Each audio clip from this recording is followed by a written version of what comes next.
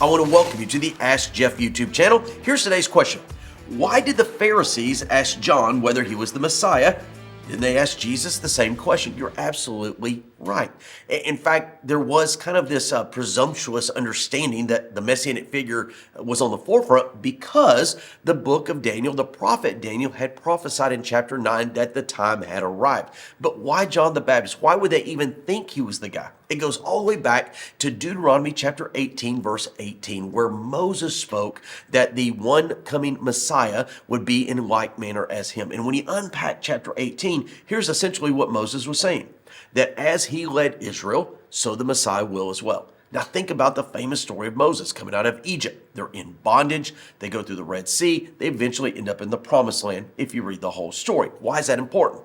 Because when he went through the Red Sea, he went through the water from bondage unto freedom.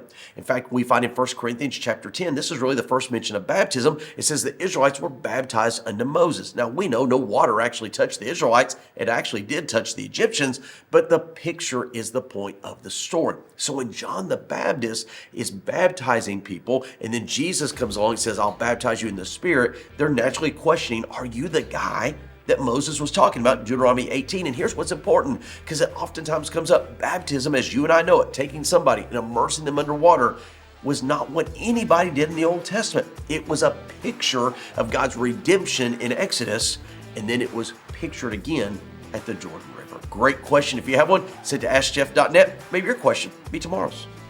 Thank you so much for being a part of our daily question here at the Ask Jeff YouTube channel. I want to encourage you on a few things. Number one, if you have a question to ask, submit it to AskJeff.net. Eventually, we'll get around to your question. Secondly, we'd encourage you to subscribe. That way, each and every day, Monday through Friday, you get a reminder of our question of the day. And last but not least, I want to remind you that on Wednesday evenings, live at First Baptist Church of Opelika, fbcopelika.com, we do a solid hour of Ask Jeff where we dig into the questions more than just 60 or 90 seconds. Sometimes we take the entire hour. All that being said, AskJeff.net is where you submit a question to this channel each and every day, Monday through Friday.